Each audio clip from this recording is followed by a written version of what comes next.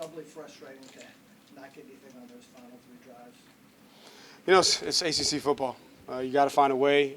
They got in position to kick the field goal. You know, that's where we got to produce right there. That's not necessarily on the offense. And had a turnover there driving. 4th and 1. You know, you got to. The difference was they made a 4th and 1. We didn't. Right. So they made a critical play when we didn't. But do it all over again. Super proud of the guys. Thought they battled their tails off. Thought we grew up a little bit as a football team. But still, no moral victories. We came down here to win. Non-conference or not, we came down here to win, and we came up short. So hats off to Coach Doran and his guys for finding a way to win the game. We're going to own it. We're going to get better, and we got to go 1-0 next week. Yeah, the decision to give it to Jamari on 4th and 1 late, was that because he had been so good in those 4th and 1 and 3rd and 1 situations? At the end of the day, I didn't care who the back was. Man, we were gonna run the play, and all our backs got to produce. He just happened to be in there. I think got dinged up a little bit. We got to do a better job of just giving them a little bit more room, and we got to find a way. And I think all those guys in that locker room are hurting because they came down here with the expectation to win. I told them the message was we're not coming down here to have a good showing. We're not coming down here to play the game, whether it's non-conference or not. We were coming down here to find a way to win. And unfortunately, they made about 3 or 4 more plays than us in critical moments. And that's where we got to get better as coaches, starting with myself, to help the players improve this week coming up. On that 4th and 5, or going for a field goal, did you ever think of going for that in that situation? Yeah, it was thought about it. I know the analytics said it was close, but I wanted to get the points, get us within an opportunity to win it on a field goal with the way. And I felt like with kind of where we were, we needed points. We needed something on the board. So I know the analytics will probably say we could have went for it, but I felt like we were in range. You know, we were right there in range, and we got to find a way to make that. I think if we make that, then it's a different ball game. And now, in that 2-minute clutch situation, you're playing for a field goal and not a touchdown. Preston and Brad. Yeah, that 2-minute drive, Chandler was Oh yeah. the ball really well. What did you see on the interception? Yeah, you had a back wheel out of the backfield, was over the top of him. You know, left it a little bit short and inside, just kind of missed where you don't want to miss as a quarterback. And their guy, kudos to him. He's a defensive end, and he found a way to cover the back, be in position, turn around, and catch the ball. So I thought their guy made a good competitive play, but we left it a little bit inside. And you know, trust me, there's nobody that's more frustrated and cares more than Chandler Morris. Defensively, coach, it seemed like it took you guys a little while to figure out how to slow them down. Yeah. What did you figure out in that second half? Oh man, I think going back to the first half, I think it took us 2 drives, and then we got several stops that allowed us to, you know, have a 10-point lead at halftime, and then in the second half. We got a little bit more, you know, pressure on the quarterback, just moved him around a little bit. We tackled a little bit better later in the game. You know, found a way to get their running back on the ground and not give them 7-8 yard gains, so that they had very short conversions on the next play.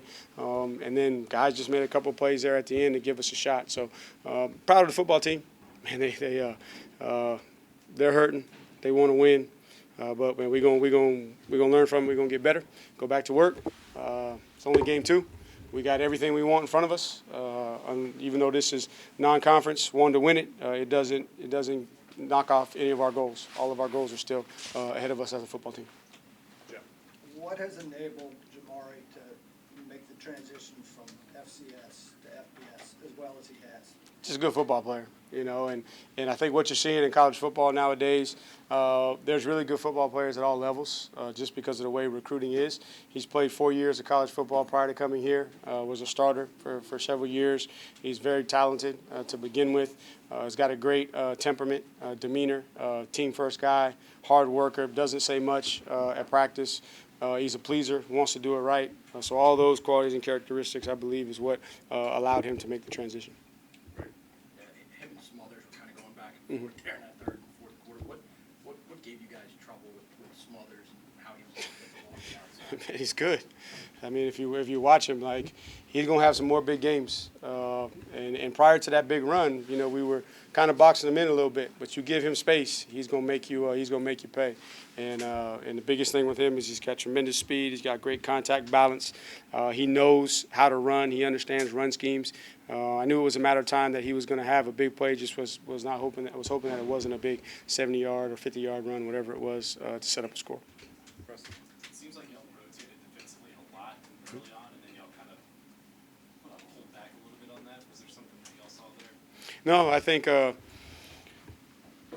man, you gotta settle into a game. Found some guys that were kind of playing, the way we needed them to, and then also certain situations based off of the down and distance. We didn't go with some of our speed packages at times. We're a little bit more base. They were converting more and getting bigger gains that kept us in more of our base personnel and not allowing us to sub to our sub packages. Dave? Tony, no sacks, no takeaways from the defense.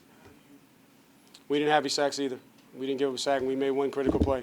That's two good football teams going at it, to be honest with you. That offensive line right there is really, really good, and they got a ton of experience. And our offensive line is down our right tackle, playing a guy that's a backup guy for us, and we didn't give any sacks up either. So, man, I'm not going to get down on that. Man, that's a quarterback. That's a really good quarterback. He was going to get the ball out of his hand.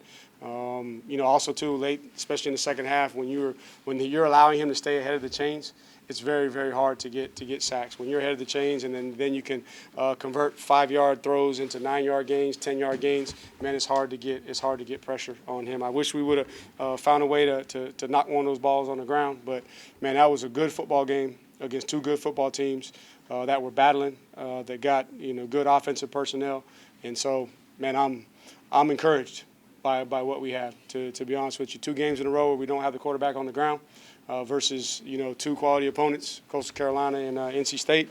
Now, am I going to challenge our guys? You can go ask them defensive ends who gets challenged the most on that football team, and it comes from me. Now we got to do some things to help, and we'll evaluate that to see if there's anything we need to do to generate some more pass rush. But man, we're gonna look at the film and get better. But I really hadn't watched the film to be able to say exactly what it was. But neither team gave up any sacks. One more. From what you saw on tape of Cam and James Madison, he had a kickoff return. Yeah.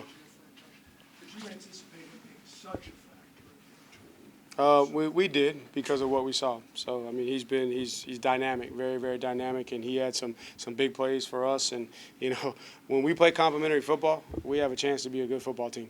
When we play complementary football, and that's hard to do for every minute, every situation, every drive of the game, but you got to do it at a high level consistently. And I think that's where there were a couple times where we could have, done a little bit better, and that's where we're going to have to grow as a football team. So 2 more, Jeff and Greg. Sage has been through a lot of adversity. He had a scary moment in the first half.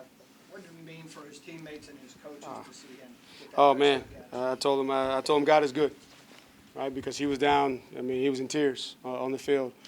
Fearing the worst, that he really hurt his other knee. And went in the tent, came back, and to have an opportunity to score a touchdown, man, God is good. I'm just happy for him. We don't have a more committed guy on our football team. We don't have a better leader, a guy that is completely and absolutely sold out for Virginia football and puts his teammates first. And all of his teammates know him, and that's why they follow him. So just happy for him to be rewarded with a touchdown today. You guys were really good on 3rd and long situations. Yeah. Early. Got to stay out of those. What worked there? And so going back to that question, man, we converted a lot of 3rd and longs and had no sacks, right? And the quarterback didn't get hit much, versus that front. And so just guys executing, giving the quarterback protection in the pocket and guys being where they're supposed to be, and then the quarterback being dialed in on the defensive structure to know where to go through his progression. And then guys made some plays. Man, guys went down, sliding balls up over their head. Man, they made their quarterback right, and it was a beautiful thing to see. But hopefully that gives us some confidence. The last 2 games we've been over 50% on 3rd down, which we're going to need to be throughout. Better in the red zone. We got to make those field goals in the red zone, and Betridge will. And he'll go to work, and he'll find a way to put them through the uprights, and we're going to continue to give him opportunities to kick. So I know there's no moral victories, but man, we're going to get on this bus. We're not going to have our head down. Man, we're going to stay encouraged. We're going to stay positive.